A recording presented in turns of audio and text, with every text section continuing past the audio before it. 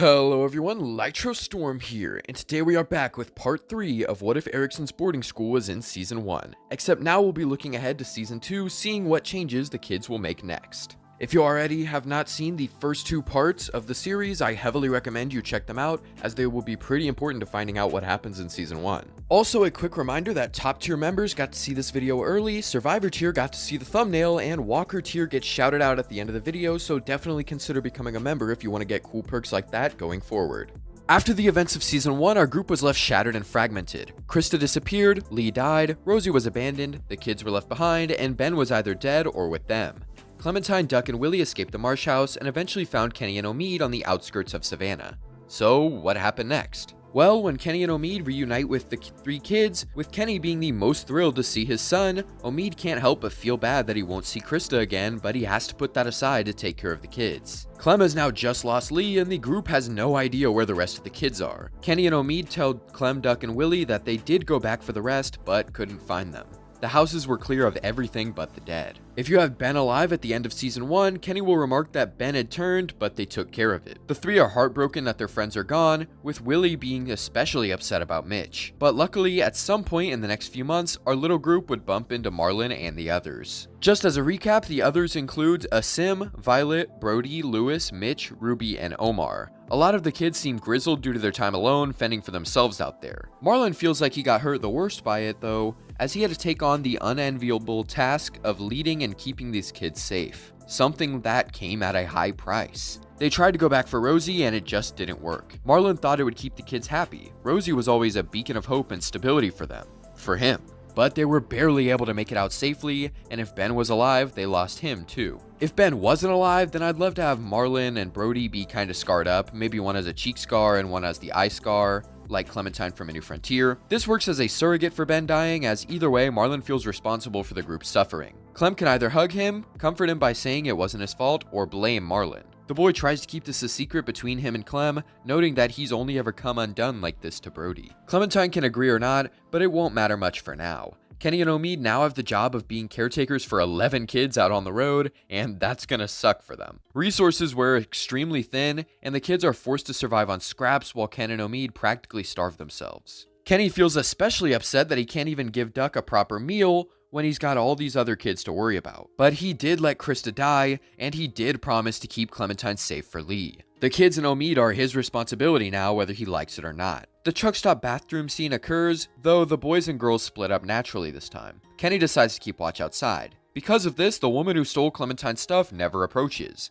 Here is when we get a baseline for how the girls in the group interact. Ruby is rash and loud, but she is deeply caring and knows how to treat wounds. Brody is traumatized by the events of Season 1, but she tries to keep a smile on her face when she can. This puts her at odds with Violet, who feels disillusioned by everything that's occurred, making herself more distant after losing her closest friends in Sophie and Minnie. It's Clementine's job to navigate these dynamics to help keep the group together while recognizing that each of them serves as a reflection of herself. Anyway, later that day, the woman who didn't show up at the bathroom does show up and introduces herself by the name, Michelle. She asks if they can spare any food or water, or if they could even take her in. She's gotten pretty good at this whole survival thing. Omid wants to welcome her to the group, but Kenny interrupts by saying no. They've got enough to worry about without another mouth to feed. Michelle stammers for his reconsideration, and Clementine can offer her opinion, but Kenny's choice is final. At some point in the night, Michelle would return, looting through the group's things. Omid was meant to be on watch duty, but dealing with 11 kids is tiring, and he'd be out cold by this point. Clementine would slowly wake due to the sound of rummaging nearby, and would sit up to see the woman picking up her gun. She aims it at Clem, gesturing for her to stay quiet. Michelle stands up slowly, with some supplies in her hand, and starts preparing to leave. As she turns around, she feels a piercing in her stomach, causing her to accidentally fire the gun. Michelle looks down to see Mitch standing beneath her with a spear jabbed in her stomach, and Mitch pushes further after the gunshot. Everyone awakes to the noise, with Kenny grabbing his rifle and yelling about what's going on. Michelle dies slowly, dropping the gun, and that's when everyone realizes someone in their group has been shot. Omid. Mitch is blown away by this, not believing his actions could have had such consequence. The kids rush to his aid, with Ruby trying to do anything she can to stop the bleeding, but sadly it's futile, and the kids are left with 2 corpses as walkers begin to close in on their camp. 16 months later, Kenny is now their sole protector, but he's done what he can to make sure all of them can fight for themselves. Kenny remarks about not sleeping much in the original Season 2, so crank that up about 11 notches for taking care of the kids, and then a few more for what happened to Omid when he did sleep. The group finds themselves in the wilderness talking over their trek to Wellington. Kenny goes out to get more wood with Duck, while the rest of the kids work to keep the fire lit. Sadly, Kenny and Duck get cornered by some thugs, forcing Kenny to surrender and avoid him and his boy being killed. Clementine and the others see what's going on, being forced to quickly decide on a plan. Either they turn tail and escape while they can, or they surround the goons and start attacking. The kids would each be saying what they should do, as Clementine makes her choice, with Marlon wanting to escape due to being scared of causing harm to his group by fighting. If Clementine agrees to flee, Kenny will notice the kids in the distance telling Duck to run before being attacked by the thugs. The kids make their escape, being chased by a couple of the guys, but they're able to fend them off together. A large number of walkers do follow them, and Duck is killed by the undead shortly after reuniting with the rest of the group. Marlon tells the kids to go into the water, seeing no other choice now that the dead are closing in on them. If Clementine chose to attack, the kids would approach the thugs, making attacks with whatever weapons they had on hand, which allows for Kenny to shove his way through the others. The whole group starts running off, being chased by some of the bandits, but fending them off like in the other route. Kenny would protect Duck, ensuring he isn't killed by the walkers, and he instructs the kids to go to the river as he fights off the dead. This makes Duck a determinate character, and Kenny is just presumably dead after all of the kids fall into the river. No matter what, the kids, especially Marlon, are going to feel responsible for Kenny's death, and Duck's too if they ran away. They wake up on the shore, quickly regrouping. When Clementine finds Brody unconscious and wakes her up, she will cling to Clem for quick comfort from the horror they just went through, and Clementine can choose to indulge the hug. After this moment, the scene changes slightly based on your choice to run or fight. If you ran away, Mitch and Asim will be ticked off at Clementine with Violet defending her, and Lewis just staying silent with the rest, but noticeably upset about Duck. They eventually agree to keep moving, and Clementine can check up on all the kids. Marlon would be sitting alone here, lamenting to Clem that she probably made the right choice, and that's why he's so upset. To have Duck escape only to die anyway makes it feel like they lost him twice. First when they actually agreed to leave him and Kenny, and then just when they've accepted he's not dead. Clementine can offer some comfort, saying no one can predict these things, suggest that maybe she made the wrong choice, or tell him that they have to move on. In the alternate route, Duck is still alive, and Omar tries comforting him over his loss of his father. Lewis and Ruby offer their condolences as well. Mitch appreciates Clementine stepping up, and Asim chimes in that Marlon couldn't have made that decision. Lewis steps in, defending his friend by saying they were all scared. He's been through enough already. However, Mitch just simply replies that they've all been through the same stuff. He needs to get over it. Violet urges the group to move on after Clementine gets a word in. After seeing Kenny's sacrifice, Mitch wants to act tough and do something, so he chooses to go off with Willie following him. Clem can then check on everyone, with Marlon apologizing for being so weak. He feels like at any point the whole group could die, and he's just trying to make the right choice for them. But he was wrong. They probably wouldn't have saved Duck with Clementine choosing to fight. Clem can choose to be understanding, forgiving him, be more stern, telling him to trust himself more, or blame him for not stepping up.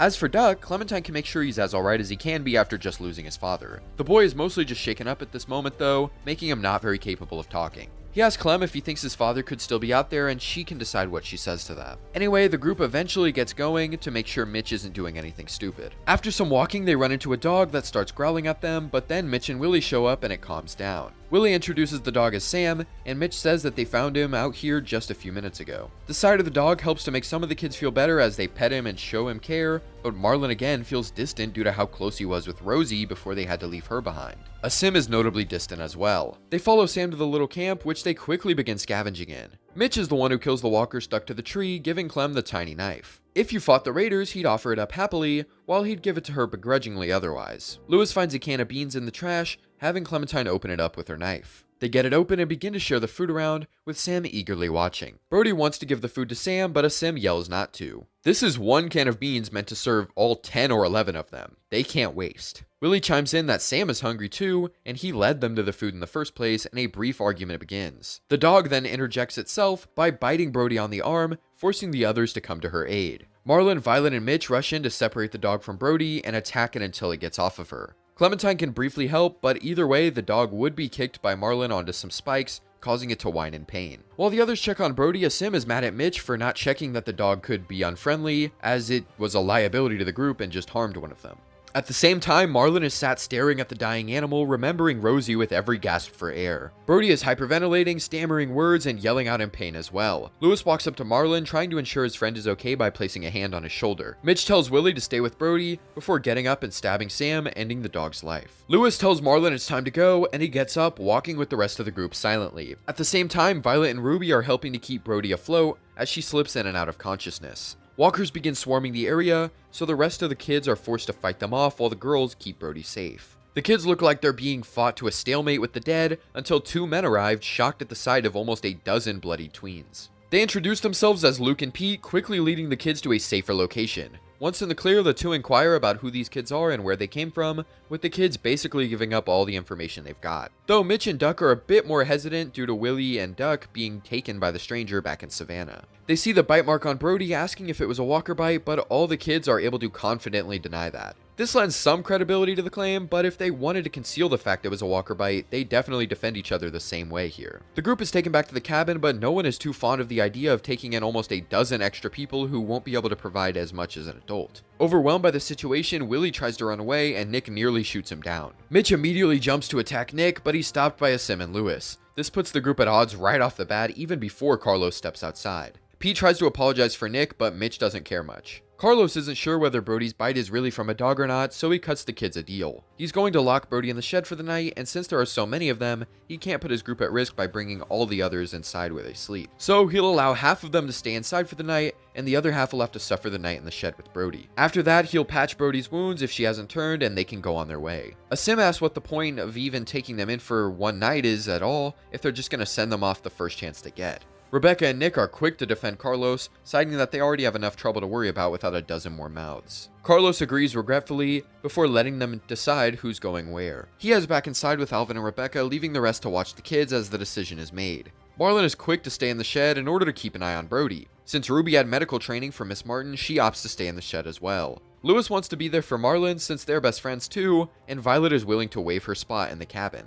Naturally, that puts Omar, Willie, Mitch, and Asim in the cabin. Mitch does not want to let Willie out of his sight with these new people, and Asim is wanting to keep an eye out and gain more info. If Duck isn't around anymore, Clem can claim the 5th spot in the cabin herself after Asim gives her a little hint. But she can also give that spot to Violet instead. However, if you save Duck prior to now, he would also be given a slot in the cabin, since he just lost his father and he kind of deserves some real rest. This forces Clementine to ask Mitch to stay in the shed instead, offering to keep an eye on Willie herself. Violet agrees with this since it's not fair Mitch simply gets to claim a spot because he's looking out for Willie, who, being the youngest, will obviously take precedence. Mitch reluctantly gives in, allowing Clem to take his spot. Of course, Clementine can also choose to just accept staying in the shed as well. The decision here will ultimately decide the next gameplay event she gets. Obviously, the original Clem started in the shed, so we'll start there. After some talking with the other kids, Clementine would make a decision to either enter the cabin and steal supplies, or convince Marlon that it's a bad idea. This could either be because you genuinely think it's a bad idea, as this might make the group dislike the kids, when they're their only hope currently,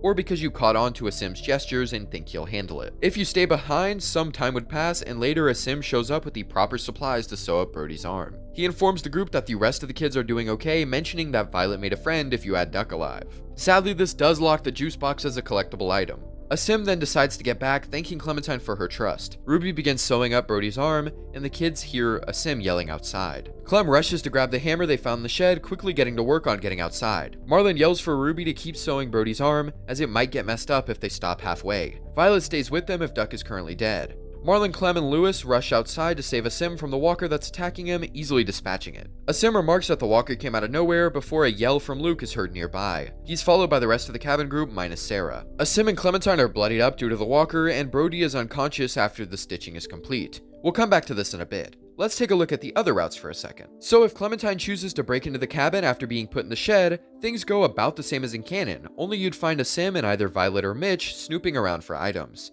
If you didn't get the rags and juice from Alvin before coming inside, you'd still get the rags from Sarah. If you did, talking to Sarah at all is optional. Mitch retires to bed once he sees Clementine is in the cabin, as they don't want to have too many people sneaking around. If it's Violet, she'd just be talking with Sarah after Clem shows up. From there, Clementine is the one who goes back to the shed, and Lewis is the one who gets attacked by the walker, whom they swiftly defeat. Now, if you chose to go in the cabin, Asim enlists your help in getting stuff for Brody, with Mitch choosing to keep an eye on Willie instead, assuming he's there. Again, the juice box is locked away since Clementine can't talk from a window from the inside. Nothing else really changes here, so we can get back to the scene after the shed incident. Carlos reluctantly allows the rest of the kids inside, somewhat respecting their willpower and strategy, and also not wanting to have the deaths of all of them on his hands if they keep sneaking out. He tells all of them to stay away from his daughter because she's not like them. Anyway, before Clementine goes to bed, if Duck is still alive, she gets approached by Violet, who is still up, despite most of the kids being asleep or looking after Brody. Violet tells Clem about her time with Sarah if she was at the cabin beforehand. She also shows Clem a cool watch she found if Clementine didn't find it herself. She offers it to her, saying she wouldn't have gotten it if Clementine didn't give up her spot. Clementine can either accept or refuse the gesture. The kids all go to bed with Nick and Pete leading a little expedition in the next morning. Clementine joins them with Violet and Mitch also going. Between Nick's trigger finger and the fact they don't know these kids, Pete doesn't deem himself capable of handling any more of them out there. The group finds a gang of bandits massacred, with Clementine finding her old backpack near a man who's still breathing. If she goes to give him water, Mitch slaps it out of her hand. The guy then dies, with Mitch angrily staring Clementine down because of that. He says it would have been a waste either way before walking off. Pete gets grabbed by a walker bitten on the ankle, and that's when a ton of other walkers start showing up. Mitch dislikes Nick for being such a jerk and also being dumb, so he chooses to go after Pete immediately while Violet runs to Nick, yelling for Clem to follow. Essentially, Clementine has to choose between Pete and Mitch, or Nick and Violet. Luckily, choosing Nick doesn't immediately kill Pete, as Mitch would be there to protect him from the walkers. The groups then get separated, ending episode 1.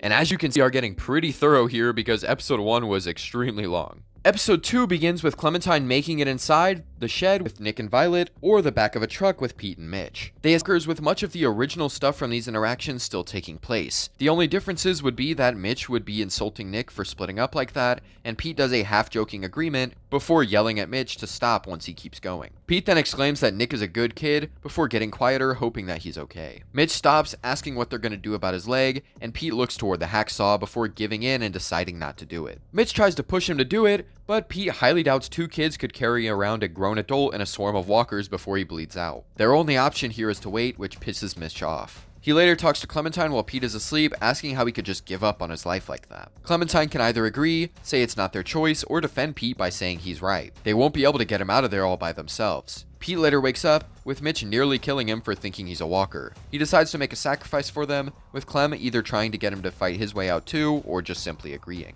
Either way, Pete does die here, and Mitch and Clem escape back to the cabin.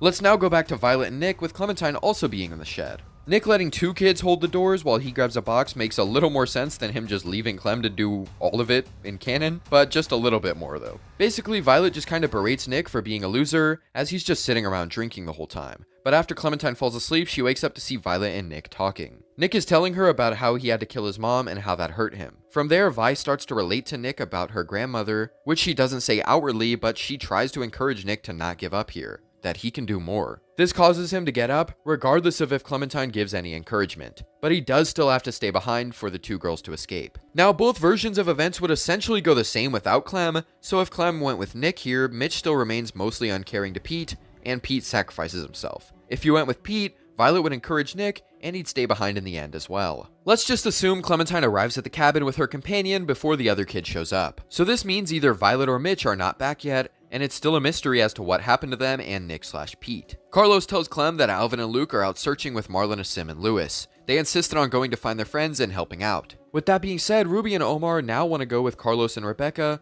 leaving Clem, Brody, Willie, Mitch/Violet with Sarah. Duck would also choose to join Ruby and Omar if he is still alive. He's gotten tired of sitting around and he's probably closest to Omar. Anyway, our little crew stays behind working out how to keep Sarah distracted. Brody assists Clementine with this while Mitch or Violet keep Willie out of trouble. At some point, a man knocks on the door with Sarah hiding and Mitch/Violet instructing Willie to do the same. Clementine opens the door, seeing a man we all know as Carver. Carver basically brushes past all 3 kids, asking questions and moving where he pleases. Mitch/Violet manage to grab the knife in the kitchen before Carver does and brandish it toward him. He then smiles, calling them quick, before moving the knife away with his finger. He can tell the kid doesn't really plan to go for a kill here. He keeps looking around, but when he's about to leave, Willie jumps out, demanding to know if he's seen Mitch or Violet. Your companion immediately tries to shield Willie and tell him to go back, but it's already too late. Carver takes notice, saying that he hasn't seen them, but he'll keep an eye out. He then gets out of there quickly, and the kids aren't sure what to do. Later on, the entire group returns with the exception of Mitch/Violet. The others are sad to say they couldn't find him, but now that Carver is around, Carlos can't risk his group's safety, or the rest of the kids. They'll all be safest if they stay together and get out of there as soon as possible. Willie is most sad if Mitch is left behind, but the rest of the kids are sad either way. The best they can do is hope to regroup with them at some point, like how they've hoped for with Kenny. And so the group are on the road for a few days before stumbling their way upon a bridge. But before we get into that, I want to mention Carlos's reaction to our main group of kids because he would not want any of them to be around Sarah. But by now, it's too late. They already met her in episode 1, distracted her this episode, and now they're road trip buddies. The other kids like Lewis and Asim would point out that Carlos shouldn't shelter her, and that point would be furthered by Luke. Duck would serve as a perfect example since despite his father being gone, he's still able to function and use what he's learned to keep himself alive. So if Duck is there, Carlos agrees to show Sarah how to use a gun, and even let the kids show her a few things on their 5-day trip. Duck also lets it slip that he thinks Sarah is pretty, with Omar and Clem teasing him for it. Luke decides to scout ahead with Clementine as Asim joins them. Asim suggests he and Clem handle the big walker together, and Clementine can follow his request or go against it. If she goes for the little one, Luke has to save Asim, but if not, they manage to take it out. On the actual bridge, the three are able to fight their way across, barely avoiding death. The three meet Matthew, who seems like a nice guy and also has a dog with him. A super familiar dog, actually, Asim notices. Before anything can happen, Nick shows up with either Violet or Mitch. If it's Violet, nothing changes from the original, except that Violet will also yell for Nick to wait before he shoots Matthew. In the case of Mitch, he'd grab the gun himself, believing Nick to be too foolish to discern whether or not Matthew is a threat. This would keep Matthew alive in that scenario, but he would become more hostile, aiming his gun at Nick while demanding an explanation. Luke basically just says that Nick is acting stupid and that everyone just needs to chill and lower their guns. After Nick and Mitch step closer, the tension slowly dissipates, and Matthew hesitantly allows the group to carry on. This leads to Clem, Asim, and Mitch realizing who the dog is. It's Rosie. Matthew is surprised they know her name, before seemingly having some kind of moment of clarity. When everyone shows up, he gets a little more worried as they might all try to shoot him too. All the other kids are immediately psyched to see Rosie again, though they have no idea how she could have survived, escaped Savannah, and ended up all the way out here. Notably, Marlon seems the least enthused about Rosie being alive, petting her briefly before walking away. If Duck is present, he breaks down crying while petting Rosie, as she is a huge reminder of his family early on in the outbreak. After a conversation introducing everyone, Matthew agrees to lead them to the ski lodge where his group is staying. Nick is still spoken to by Luke and Carlos about nearly killing a possible friend, so he still feels left out in both versions. If your Clementine got the watch at the cabin, you can still give it to Nick. If Violet found it and kept it, and she is currently there, then she'd be the one to do it, providing Nick some comfort. Clem can also speak to Duck, comforting him again, and reminding him that she is still here and so are the rest of the kids. He still has a big part of that original group. For Marlon, she remembers that he led the charge to save Rosie and it only ended badly, and now she's here. It's like what they did didn't even matter. Clementine can again be a shoulder for Marlon to rely on, letting him break down away from the group, or she can be somewhat negligent, telling him to just move on from it. Brody will approach them shortly after, either seeing Marlon crying while hugging Clem, or just kinda going to comfort him herself. Either way, she seems kinda off when looking at Clementine. If Mitch is there, Clem can give him props for stopping Nick. The group eventually makes it to the ski lodge with a lot less confrontation since Matthew can just show them the door and help introduce them to his group. But a key difference this time is obviously there's no Kenny, since he didn't make the sacrifice for Krista. But wait, that means, oh man. But that is going to be the end of this part of What If the Ericson Boarding School was in Season 1. Going into Season 2, we're having a lot of interesting changes and like dynamics and stuff by having all of the kids there. And while the actual changes haven't been super great yet, now at the very end, where we are in this part, halfway through episode 2, we get to see the really big changes like Matthew surviving potentially, Krista being there, Rosie being there, and we get to see what that's going to do going forward. As always, a huge shout out to our members from the Walker tier, all of which are on screen now. We also have the Survivor tier, Davisville 84, Aiden Kearns, Chief Straight Up Constituent, and Tifu A. And last, the Christian Man tier, Willie, Marco Caldwell, Zombie Warlord, Very Classy Demon, 23 Days Later, Heliopelio, Coda Cole, Bad Opinion, Bashua, and Octavio Monreal. If you like these videos and you want to get awesome perks like early videos and exclusive community posts, then definitely make sure you become a member using the link in the description. But as always, tell me if you like this part, tell me what you think will happen next, comment your requests for future videos, and subscribe. Thank you for watching. Have a great day.